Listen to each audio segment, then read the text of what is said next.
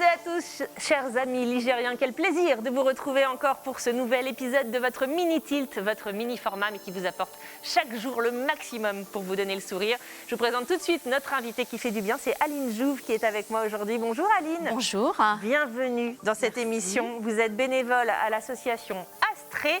J'imagine que vous ne la connaissez pas car elle est très récemment implantée à Tours. Elle est en train de s'implanter, cette asso.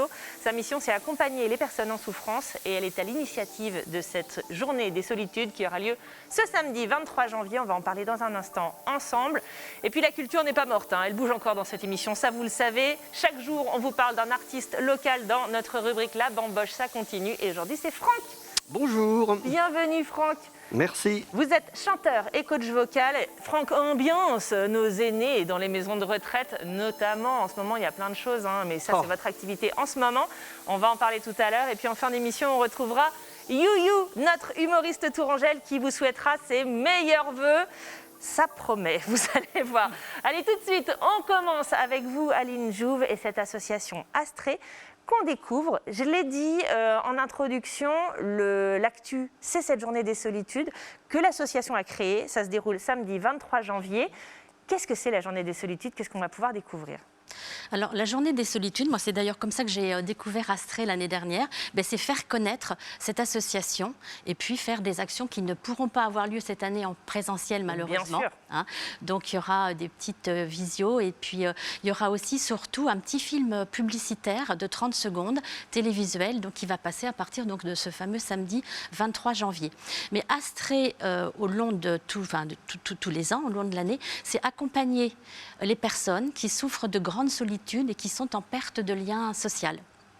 En ce moment, vous devez avoir du boulot parce qu'en temps normal dans notre vie, on est confronté à cette solitude quand on rentre chez soi, particulièrement, ou quand on n'a pas forcément de travail. Là, en ce moment, on est tous pratiquement confrontés à cette solitude.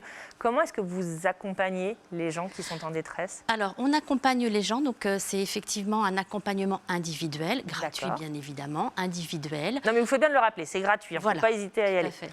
Pas de conditions de ressources. Anonyme, bien évidemment, en toute confidentialité. Et la spécificité donc, de l'accompagnement Astrée, c'est donc un accompagnement régulier, toutes les semaines, et dans le long terme. Ça peut durer 6 mois, voire 1 an. On n'est pas non plus dame de compagnie, donc il faut savoir rendre son autonomie aux personnes et puis les aider à se resolidariser. C'est vraiment Qui sont les personnes qui nous accompagnent? Parce que là, quand vous me dites ça, je me dis c'est génial, c'est comme si on avait un copain, un ami qui nous veut du bien, qui nous téléphonait pour nous dire alors comment ça va cette semaine?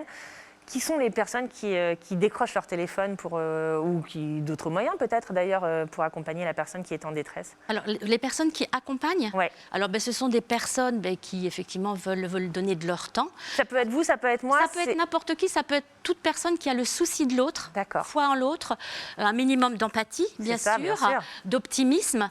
Et pas besoin d'être psychologue, travailleur social, voilà. Moi j'accompagne 2 personnes, rien n'empêche non plus l'accompagnement psychologique. Moi, j'accompagne 2 personnes, dont une est suivie également par un psychologue. Mais ça n'empêche en rien. Et effectivement, elle ne louperait pour rien au monde notre heure, un petit peu plus d'1 heure de suivi. Alors, je vous pose la question à dessein, bien entendu, vous me connaissez, j'ai toujours une petite idée derrière la tête. L'idée, c'est de dire qu'aujourd'hui, l'association qui s'implante donc à Tours, elle recherche des bénévoles et qu'il n'y a pas besoin d'avoir une formation particulière, on va dire médicale par exemple, ou psychologique, on le disait, pour venir donner un petit peu de temps à Astrée. Pas du tout. Alors, il faut savoir quand même qu'il y a une formation qui se fait en ce moment en visio, on ne peut pas la faire en présentiel, donc c'est quand même 3 fois 2 heures.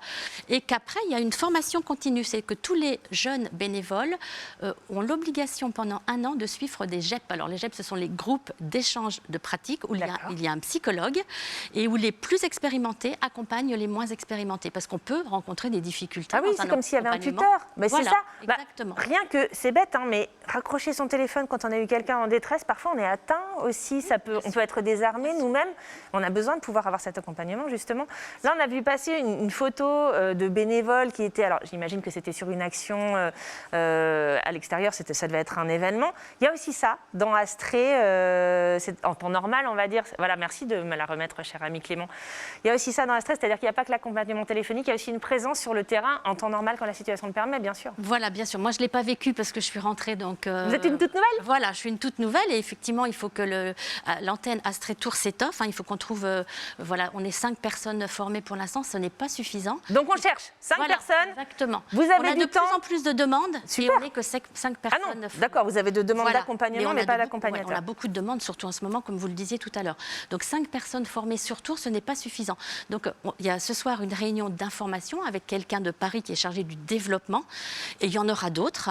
Et puis après, il y a une session aussi de formation qui commence dès la semaine prochaine. Il y en aura d'autres. Il faut vraiment que le groupe de Tours s'étoffe pour savoir qui fait quoi, qui se charge des demandes d'accompagnement, qui se charge des demandes de bénévolat, qui se charge des relations avec les médias. Il faut vraiment qu'il y ait un petit groupe de fonctionnement qui se forme. Et là, ce n'est pas le cas. Petit noyau dur. Eh ben, appel à vous, chers amis téléspectateurs et trices. On a besoin de vous pour aider donc les personnes en détresse et en solitude. Je vous donne le numéro. Il est inscrit sur votre écran depuis le début de l'interview, 07 81 57 64 58. Et puis, il y a aussi tours@astrée.asso.fr et le site en national astrée.asso.fr. Merci. Merci. Allez, tout de suite, c'est notre rubrique culturelle, la bamboche. Ça continue.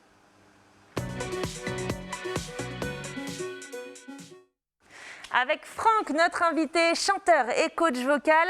Alors, normalement, il y a plein de trucs qui se passent, on va en parler dans votre vie d'artiste. En ce moment, il y a un truc qui m'a interpellée, c'est que vous chantez, vous organisez des lives sur Skype, sur Visio, dans les maisons de retraite. Expliquez-nous. Tout à fait. Bien, il fallait trouver une parade, puisque le contact n'est plus possible. Alors on fait ça par écran interposé, c'est-à-dire que... Vous savez, moi, je fais ça tout le temps. Hein. Voilà. Je suis tout le temps par écran interposé. On fait exactement la même chose, on chante devant un écran, et puis c'est retranscrit sur un écran géant. Et c'est génial, parce qu'on a quand même une espèce de proximité, il y a des interactions qui peuvent se faire. Et... Vous les voyez, vous aussi? Mais oui, je les vois. Les personnes le retour pour qui vous aussi. chantez, ouais. On fait choisir les chansons que les aînés veulent. Ah ouais. Chante. Vraiment, oui, il y a un programme complètement interactif qui se fait et c'est formidable. Ça, c'est génial. Mais alors, Franck, vous avez découvert sa voix parler. Et si on découvrait sa voix chanter? Un extrait tout de suite. Je lui dirai les mots bleus, les mots qu'on dit avec les yeux. Parler me semble ridicule. Je m'élance et puis je recule devant une phrase inutile qui briserait l'instant fragile d'une rencontre, d'une rencontre. Et voilà, une des plus belles chansons du répertoire français. On vous la demande Magnifique. Beaucoup, celle-ci, dans les EHPAD? Elle fait partie des plus demandées, oui, un classique. et notamment depuis le décès de Christophe. Ah, bien sûr. C'est quoi le tube qu'on vous demande tout le temps?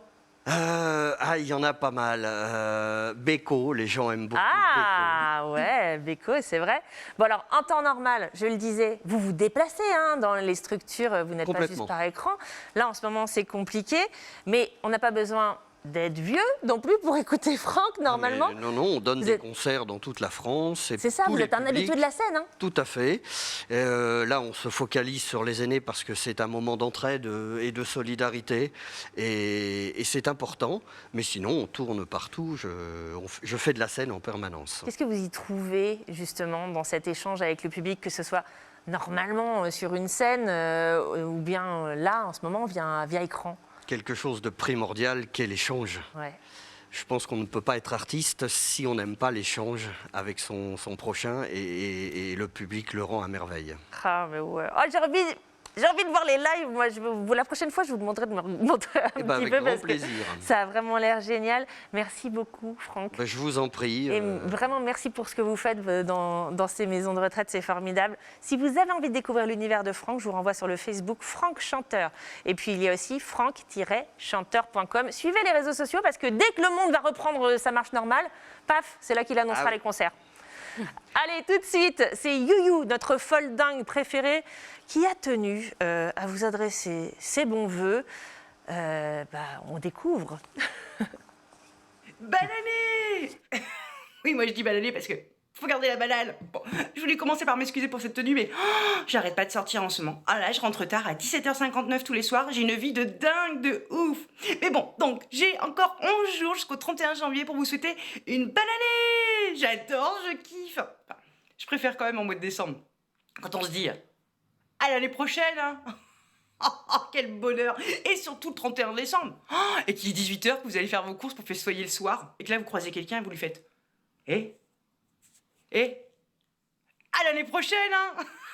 Ah, je kiffe. Oh, et puis surtout le décembre 2020, oh, l'engouement chez chacun.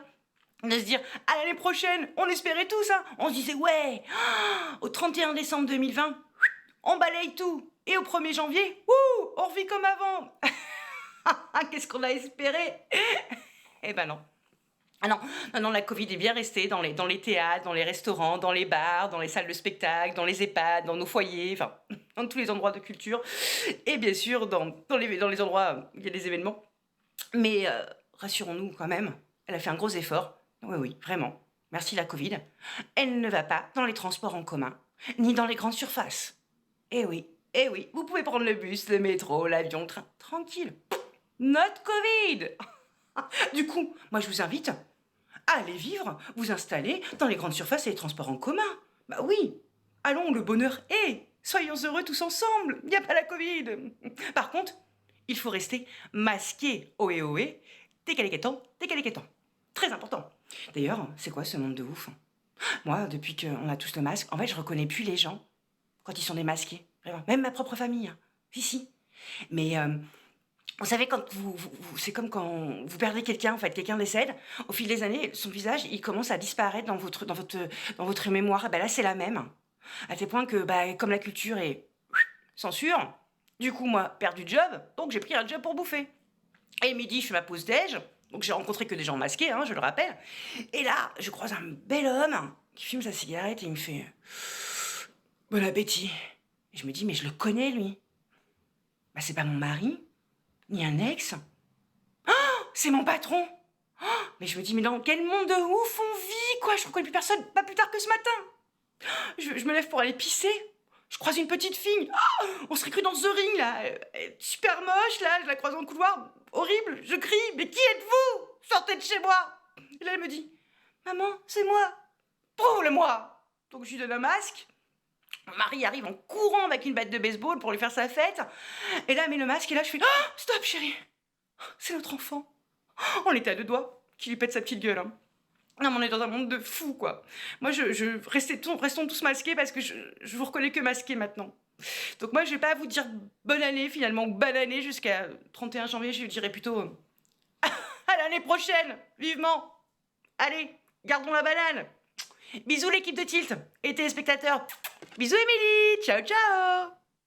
Ouais, bisous et puis bonne année aussi à toi Youyou, tu nous manques. Vous la retrouvez bien sûr notre Youyou sur son Facebook ou sur Instagram. Et bien c'est déjà la fin de cette émission. Ah non, c'est trop court. Merci beaucoup Aline d'avoir été avec nous. Merci beaucoup. On renvoie vers Astrée, hein, cette nouvelle association de bienveillance et d'écoute pour les personnes en détresse à Tours. Et puis Franck, nous on se revoit quand? C'est le titre du spectacle qui est tout prêt à partir, écrit avec Pascal Cabrera. Cabrera, c'est ça? Cabrera. Eh ben, très bien. Allez, nous on se revoit dès demain pour un nouveau numéro de Tilt. Merci d'avoir partagé le plateau avec moi. Salut!